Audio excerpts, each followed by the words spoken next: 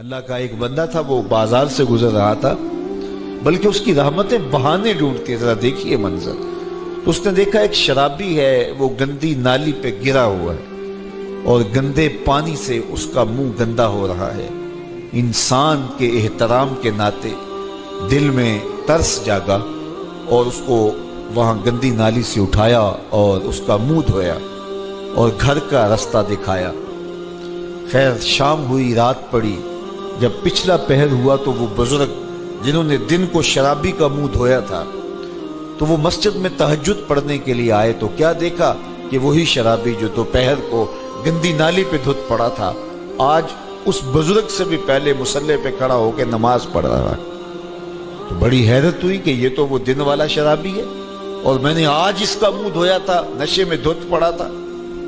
تو حیرت کا اظہار کیا تو ہاتف سے آواز آئی، میرے بندے تو نے اس کا منہ دھو دیا تھا، میں نے اس کا دل دھو دیا ہے۔ تو جب بندہ اللہ کے حضور توبہ کرتا ہے، اس کے حضور معافی مانگتا ہے تو پھر وہ کتنا عطا کرتا ہے، اور بندے کے گناہوں کو معاف ہی نہیں کرتا بلکہ اس کے گناہوں کو نیکیوں میں بدل کے رکھ دیتا ہے۔ یہ بندے پر اللہ کی کرم نوازیوں کے برستے رنگ ہیں۔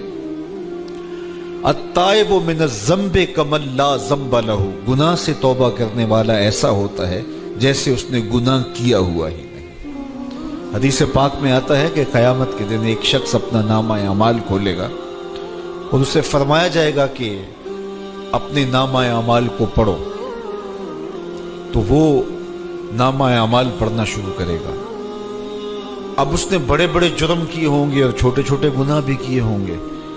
اب اللہ سے حیا کرتے ہوئے، شرم کرتے ہوئے جو بڑے گناہ ہیں ان کو چھوڑتا جائے گا، صرف نظر کرتا جائے گا اور چھوٹے چھوٹے گناہ پڑھتا جائے گا۔ جب وہ سارا نامہ اعمال پڑھ چکے گا تو آواز آئے گی، بندے جا، میں تیرے سارے گناہوں کو بدل کے نیکیوں میں تبدیل کر دیا۔ تو وہ کہے گا، اے اللہ ابھی تو میرے بڑے بڑے گناہ رہتے تھے جو میں نے ابھی پڑھے ہی نہیں۔ تو جب یہ بات اللہ کے محبوب نے ارشاد فرمائی تو حضور اتنا مسکرائے کہ صحابہ کو حضور کی داڑھیں نظر آنے لگی۔ پہلے وہ کہہ رہا ہے کہ چھوٹے چھوٹے گناہ پڑھتے اور بڑے چھوڑتا چلا جاتا ہے، اور جب یہ اسے پتا چلا کہ ان گناہوں کو بدل کے نیکیوں میں تبدیل کر دیا جائے گا تو وہ کہتا ہے ابھی تو بڑے بڑے گناہ میرے رہتے تھے۔ تو اللہ کی یہ کرم نوازیوں کے رنگ ہے کہ وہ گناہوں کو بدل کے نیکیوں میں تبدیل کر دیتا ہے، اور بندہ جتنا بڑا گناہ گار تھا جب سچے دل سے اس کے حضور توبہ کرنے کے لیے حاضر ہوتا ہے تو پھر اتنا ہی بڑا نیکوکار بن جاتا ہے۔ سیدنا عمر فاروق رضی اللہ تعالی عنہ کا زمانہ تھا اور آپ جانتے ہیں وہ ہاتھ میں درہ رکھتے تھے اور گلیوں میں گشت کیا کرتے تھے رات کو۔ دن کو بھی آپ دیکھتے تو ایک شرابی تھا جو ہاتھ میں شراب کی بوتل لیے آ رہا تھا۔ اچانک گلی کا موڑ کاٹا تو آگے حضرت عمر آ رہے تھے، ایک دم ڈر گیا اور دل ہی دل میں کہا، اے اللہ حضرت عمر کے قہر سے بچا لے، ساری زندگی شراب نہیں پیوں گا، سچی توبہ کر لی، اور جلدی سے وہ شراب کی بوتل بغل میں دبا لی۔ اتنے میں حضرت عمر بھی سر پہ پہنچ گئے اور کڑک کے کہا، گرج کے کہا کہ یہ تیرے پاس کیا ہے؟ تو تھی تو شراب۔ اب ڈرتے ہوئے اس نے کہا، حضور یہ سرکہ ہے۔ تو حضرت عمر فرمایا، نکالو۔ اب وہ تھر تھر کانپ رہے اور بغل سے وہ شراب کی بوتل نکالی۔ جب نکالا تو وہ شراب نہیں تھی، سرکہ بن چکا تھا۔ تو جو اللہ شراب کو سرکے میں بدل دینے پہ قادر ہے، وہ گناہوں کو نیکیوں میں بدل دیتا ہے۔ تو یہ ایک صورت دکھائی کہ دیکھو یہ شراب کو سرکے میں تبدیل کر دیا، تمہارے گناہ بھی نیکیوں میں تبدیل کر دیں گے۔ تم آؤ تو صحیح اس کی چوکھٹ پہ، تم ہاتھ تو پھیلاؤ۔ حضرت داتا گنج بخش علی حجویری علیہ رحمہ کشف المعجوب کے اندر لکھتے ہیں کہ جو فرمایا گیا کہ جس نے توبہ کی اللہ نے اس کی مغفرت کر دی، تو ایک بزرگ کا قول نقل کیا کہ جس کو اللہ نے بخشنا تھا اللہ نے اس کو توبہ کی توفیق دے دی۔ اس کو بلایا ہی اسے ہے جس نے مغفرت کرنی تھی۔ تو توبہ کی توفیق کا نصیب ہو جانا یہ اللہ کی خاص رحمتیں ہیں، اور توبہ کرنے والا اللہ کی خاص رحمتیں پاتا ہے۔ توبہ کرنے والا جب اس کے حضور حاضر ہوتا ہے تو اللہ تعالیٰ اس پہ بہت خوش ہوتا ہے۔ اللہ کے محبوب علیہ السلام نے باقاعدہ ایک مثال سے یہ حقیقت سمجھائی کہ توبہ کرنے والے کے لیے اللہ کی خوشی کا عالم کیا ہوتا ہے، اللہ کیسے خوش ہوتا ہے توبہ کرنے والے پر۔ تو حضور نے ارشاد فرمایا ایک بندہ لمبا سفر کر کے اور صحرا کے اندر ایک لمبے سفر پہ تھا، تو راستے کے اندر اس نے چند لمحوں کے لیے سستانے کے لیے، دوپہر کاٹنے کے لیے ایک درخت کے ساتھ اپنا جانور باندھا اور خود سو گیا۔ اس کا خیال تھا چند لمحوں کے لیے آنکھوں کی نیند نکالوں گا اور آگے بڑھ جاؤں گا، اس لیے اس نے سامان بھی سواری اونٹ کے اوپر جو لدا ہوا سامان تھا، اس میں کھانا تھا، پینا تھا، دیگر ضروریات کی چیزیں تھیں، تو وہ بھی نہیں اتارا، کجاوے پر ہی پڑا رہا کہ چند لمحوں کے لیے میں نے کمر سیدھی کرنی اور آگے چلے جانا ہے۔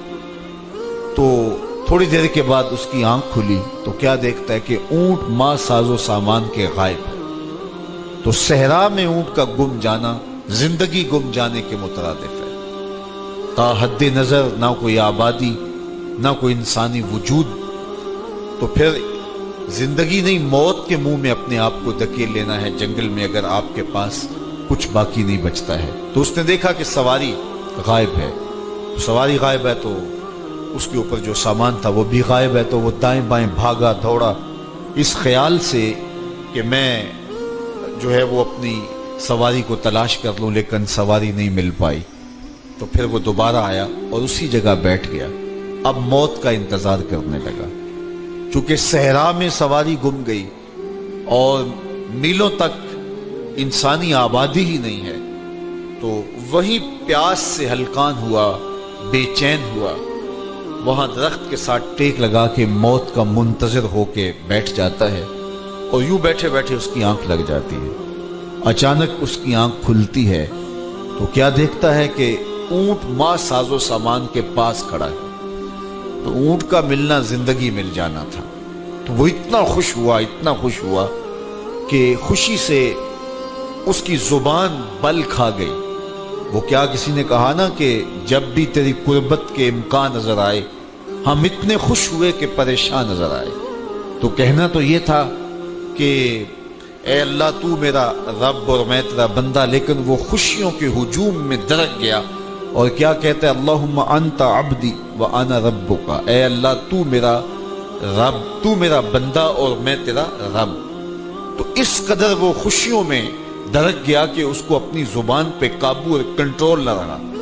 کسی کے آنے سے ایسے ہوش اڑے ساقی کے، شراب سیخ پہ ڈالی اور بوتل میں کباب۔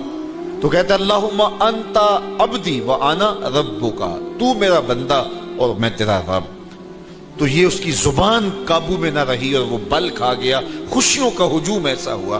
تو اللہ کے محبوب نے یہ مثال بیان کرنے کے بعد ارشاد کیا، مجھے بتاؤ اس بندے کو کتنی خوشی ہوئی کہ زبان پہ قابو نہیں، جذبات پہ کنٹرول نہیں، کہنا کچھ ہے بول کچھ رہا ہے۔ تو صحابہ نے عرض کی حضور بہت خوشی ہے۔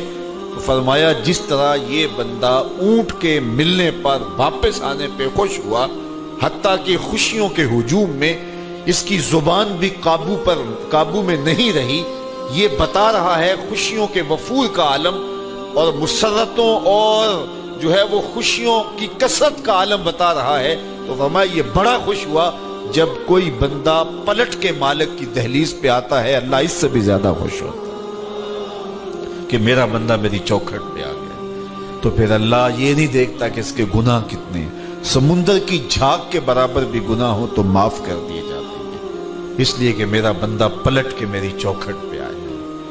تو توبہ اللہ کو محبوب ہے، اللہ کو مطلوب ہے، اللہ کو چاہیے کہ بندہ اس کے حضور آئے، اور پھر اللہ جل شانہ اس کی مغفرت و بخشش فرما دیتا ہے۔ یہ موسم نور کے موسم ہے۔ عام دنوں میں بھی توبہ کرو، دن میں کرو یا رات کو کرو، کسی بھی مقام پہ توبہ کرو، اللہ معاف کر دینے والا ہے۔ لیکن یہ خاص ایام تو ایسے ہیں کہ اللہ کی رحمتیں بندوں کو معاف فرما دیتی ہیں، اور اگر کوئی توبہ کا جو ہے وہ دامن پکڑ کے آ جائے، اس کے حضور حاضر ہو جائے، تو پھر اللہ تعالیٰ جل شانہ बंदों की खताएं भी माफ करता है और उनके गुनाहों को बदल के नेकियों में तब्दील कर देता है। खुश नसीब हैं वो लोग जो इन बाबरकत अय्याम में अपनी बख्शिश का सामान कर लेते हैं, और उनसे बड़ा बदबख्त भी कोई नहीं जो इन सुहाने मौसमों में भी प्यासे रहते हैं और इन मौसमों में भी उनकी बख्शिश व मगफरत नहीं हो पाती। रुत सुहानी हो, मौसम अच्छा हो, तो मुझे बताओ कि जो उस मौसम में भी अपने आप को महरूम रखे तो उससे बड़ी बदनसीबी क्या होगी। अल्लाह के महबूब अलैहिस्सलाम ने मिंबर की तीनों सीढ़ियों पे कदम रखते हुए आमीन आमीन पुकारा, तो हुजूर अलैहिस्सलाम से अर्ज किया गया, या रसूल अल्लाह सल्लल्लाहु अलैहि वसल्लम, हर सीढ़ी पे कदम रखते हुए आपने आमीन कहा, तो आपने किस बात पे आमीन कहा? फरमाया जिब्रील अमीन हाजिर खिदमत हुए और उन्होंने कहा उस शख्स की नाक खाक आलूद हो जो माह सियाम रमज़ानुल मुबारक को पाए और अपनी बख्शिश न करवा सके। तो मैंने इस पे आमीन कहा कि इतना मुकद्दस महीना नसीब हो, इतना सुहाना मौसम आए और वो फिर जहां खड़ा था वहीं का वहीं खड़ा रहे। मैं और आप अपना मुहासबा कर सकते हैं। मौसमे रहमत और फसले नूर रमज़ानुल मुबारक अपना आधा सफ़र तय कर चुका है। ये मुबारक महीना आधा सफ़र इसका भी बाकी है। तो मैं और आप ज़रा अपने आप को अपने ज़मीर की अदालत में खड़ा करके अपने आप को देख करके देखें, सोचें कि हमने इन 15 दिनों के अंदर कितना सफ़र तय किया। 29-30 शाबान को हम जहां खड़े थे, क्या हम आज भी वहीं खड़े हैं या हमारा कुछ सफ़र बेहतरी का हुआ है?